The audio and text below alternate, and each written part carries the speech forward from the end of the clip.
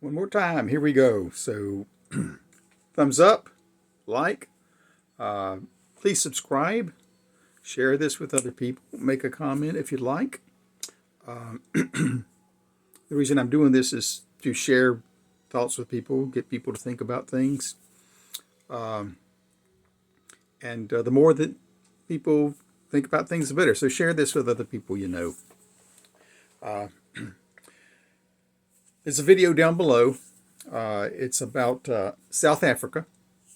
I have heard about this situation before, but this video was, for one thing, the guy himself was raised in South Africa, so he knows more about it. He's actually had personal experience. I think other people I've heard talking about it may have been people that just knew about it, knew it was a tough situation. But the topic today is about what is a refugee, and why do we have refugees? The video below is pretty disturbing for why this guy is a refugee in that sense. And I'll let you watch the video to see what he details in it. Certainly, you'll see very inflammatory language. We have in the last couple of years, maybe 4 years, 5 years, I don't know, we've had some pretty inflammatory language by people who are calling for in the last couple of weeks, we need to get in the streets, and they're calling for a revolution without saying we need to have a revolution, but they want to fight what's going on, and they are calling people to get out into the streets. Just listen to the videos; it's quite clear. Now they're not saying death to anybody. They certainly would say we need to convict this person or put this person on trial or those kind of things. And we think that, man, that's pretty inflammatory ourselves. When you think about it, maybe you support it and you don't care that it's inflammatory because you support it. Well, that's one thing. But what our American inflammatory language is just nothing compared to what you will hear in the video below in South Africa. It's disturbing. Fortunately, it's nothing I'm living with personally, but it's disturbing for the people of South Africa. So anyway, we have South African refugees, and some people question whether there should be refugees from South Africa, and so it makes me think, what is a refugee? So we have different kind of refugees. The most prevalent refugee, if we want to call them a refugee, around the world right now are what we would call an economic refugee. So, like Italy has had you might have seen in the news, the sort of rough time Italy has had over the last several years with Africans who would just take anything that would float, and they'd come off the shores of Algeria or Libya, wherever, when they're coming up out of the Central Africa, and get on something that would float and get out in the middle of the Mediterranean Sea, and then their boats would start to sink, and then the what I guess would be the equivalent to the Coast Guard of Italy would have to pick these people up out of the ocean and bring them in, and then they become refugees in Italy, and it was a problem, economic problem for Italy to have to take care of all these people. But these people were coming out of Africa primarily. I'm not saying there was no other kind of pressure on them, but largely because they were just looking for a better life. They weren't making a good enough living, or that they didn't think so, where they lived, and they were coming into Europe. So Europe has got a lot of these economic refugees. And then we have political refugees, people who typically, this is not going to be a huge part of a population, I wouldn't think, because the average person in the world is not all that political. But that is, they'll just go along with whatever's happening. For this is history. Whenever the Huns come in, you do whatever the Huns go. Whenever the cossacks come in, you do whatever the cossacks. Whenever the Romans come in, you do whatever they say. Whenever the Babylonians come in, you do whatever they say. Whenever the Egyptians come in, you do whatever they say. Okay, that's the average person, right? That's the average human. But you've always got somebody who's standing up against whoever's taking over to rule. So those people become political refugees often. And so we have people who move around because of that. Now, the economic refugee, though, well, then let me just mention, first of all, then you have people who are just under the threat of death kind of refugee. This is the person that they're talking about in this video below. Under the threat of death. So you need to look at that and understand what's going on and why these people feel threatened. Now, we have some people who claim to be under the threat of death, and they're really not. But they're using that as their excuse to come in, and they're stretching the truth a little bit, right? They may be political refugees who just are afraid that they're going to get killed, but they may not actually be under threat of death in a serious way. They could be under the threat of going to prison, which is a kind of death. So, but a lot of our currently and over the last decades, most people who are coming to the United States are what we'd probably call economic refugees for the most part. And these are people who are just seeking the American dream. They've seen what's going on with on the American shows. It's a wonderful thing, Andy Griffith and everything else. So they want to come in and be part of the American dream. So there's a lot of people who's come here for that purpose. And generally, I think you would find probably like individuals or just one family, not the whole family or anything. Then you have, there's some people who may come here as refugees because of, well, anyway, let me go on with this. Another kind of an economic refugee I would call, who are still American dream type of people, but they're really coming to the United States to mine it, I would call it. These are mining refugees. And what they're doing is they're just coming in, and often they're not concerned about citizenship. And this is where a lot of our illegal aliens come in. But you can have people with green cards doing the same thing,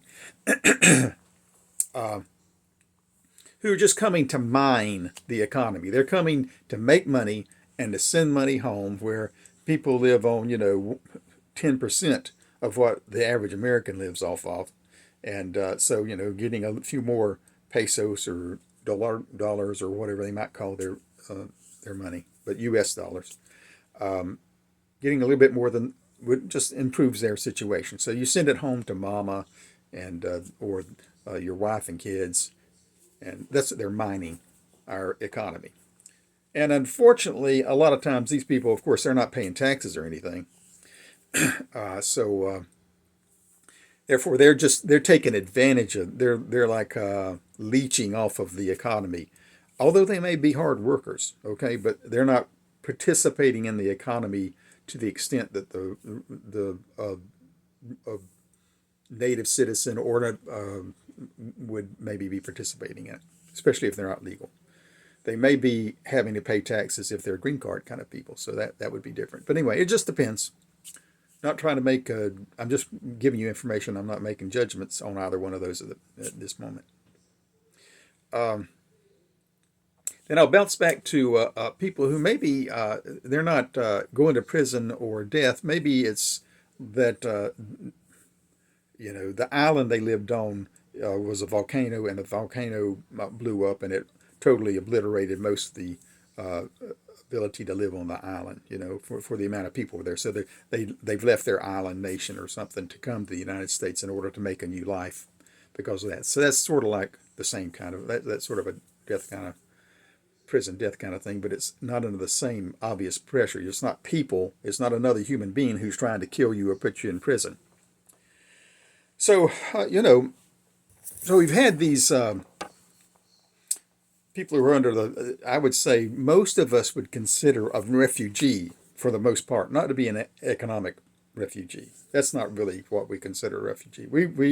The average person would consider a refugee to be somebody who's coming to the United States because of political reasons or because of the threat of death. And we might include, once again, somebody whose island blew up. All right. They can't live where they're at, or they'll die, or be so restricted that they can't live a normal human life. So we've had people like that throughout history. You had people who might have come from Italy because they weren't a supporter of Mussolini and they were under threat of death or having their property destroyed, etc., by the black shirts, Mussolini's black shirts, who were a voluntary militia that supported Mussolini and served as for national security, and they would really harass and even kill people who weren't who were anti-Mussolini. Okay. Then of course you've got the Nazi brown shirts, who we've heard of the Crystal Night.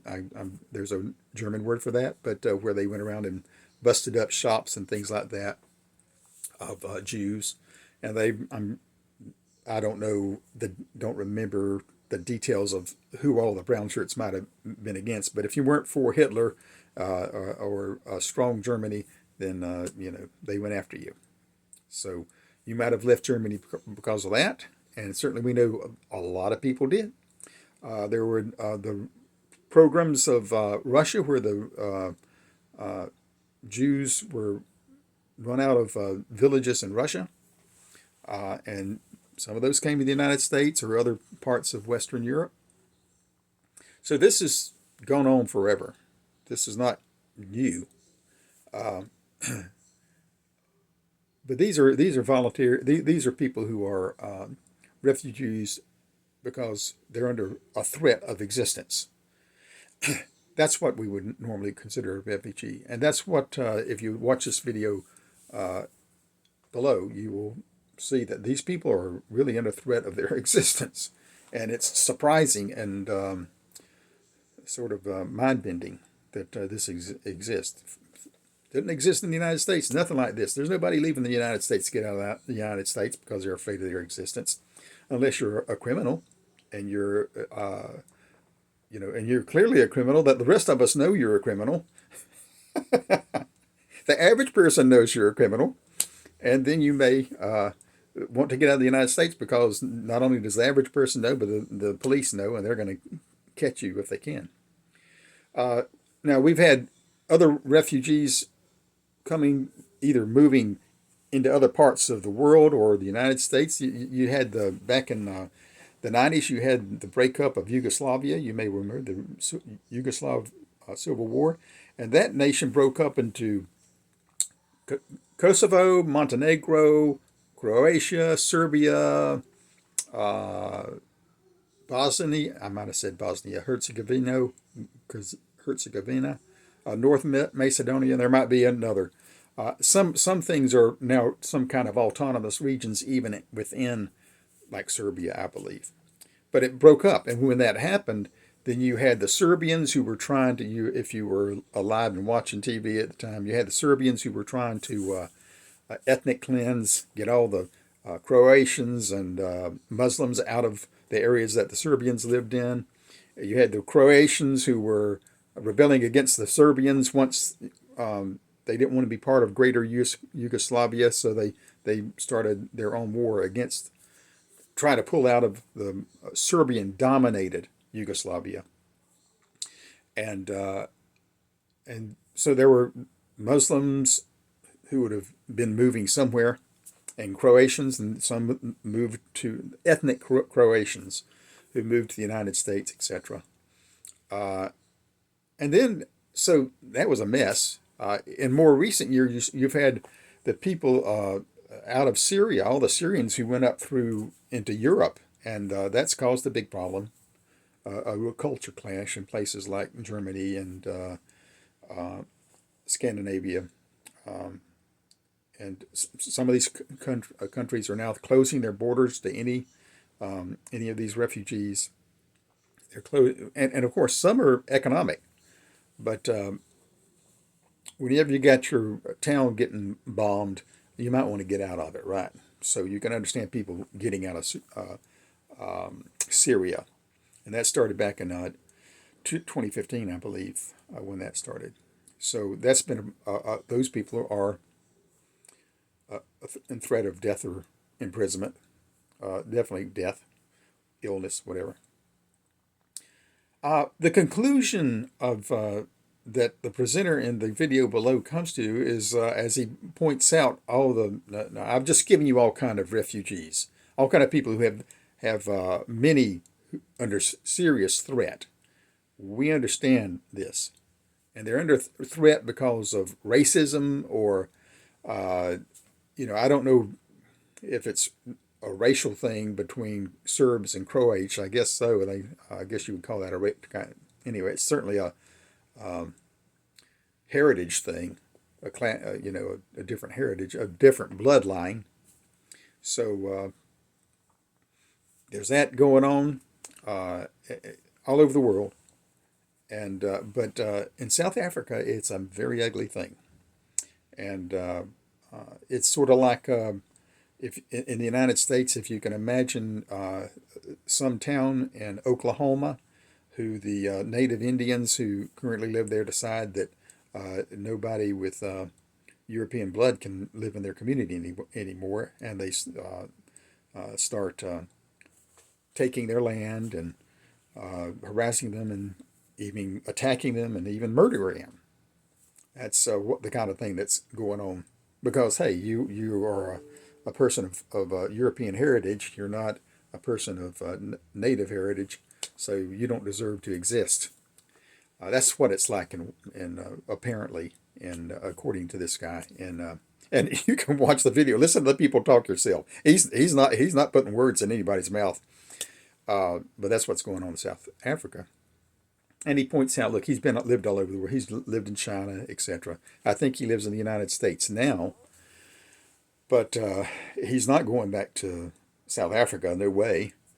And he's got family. And you can listen to the video, listen to the horrible stuff that he talks about, without getting ultra specific or graphic.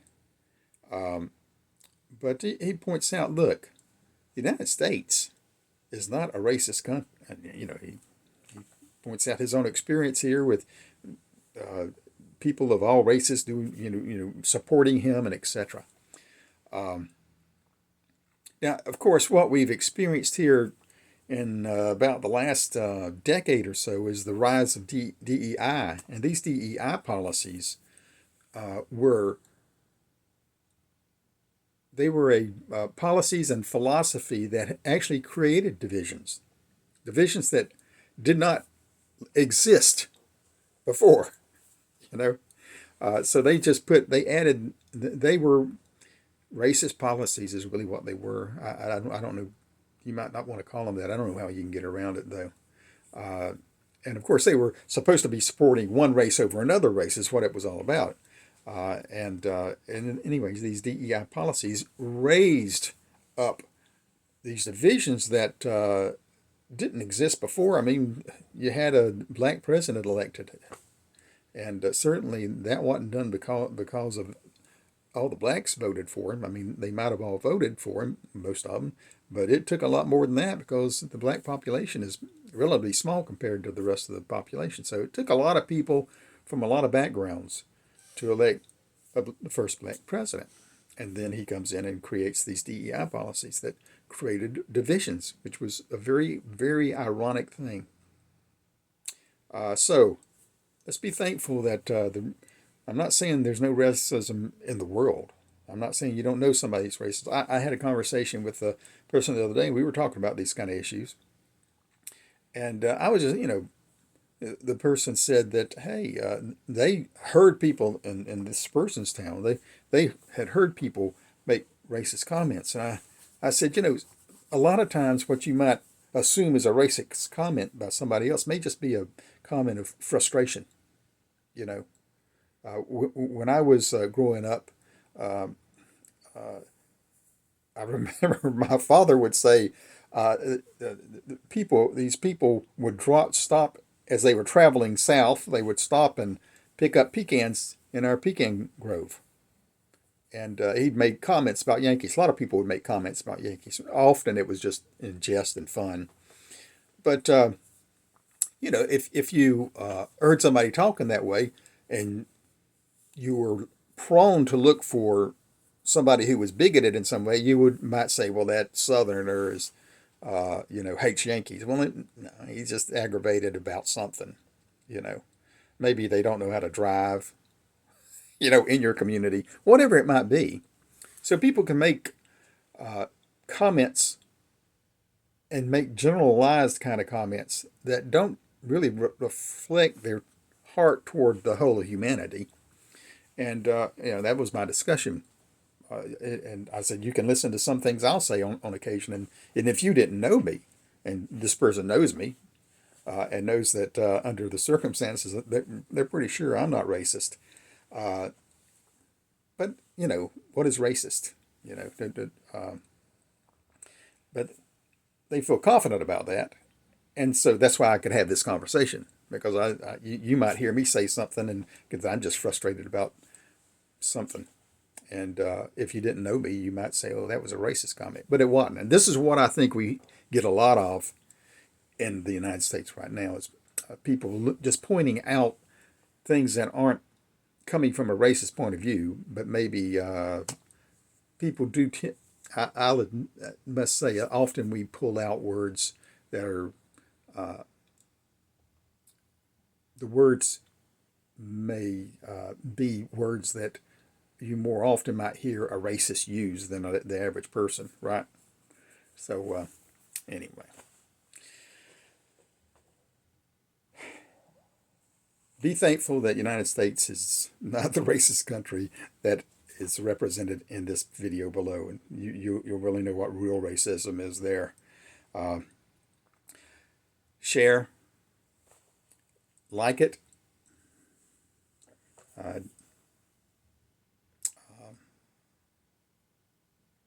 Subscribe. That's the word I'm looking for.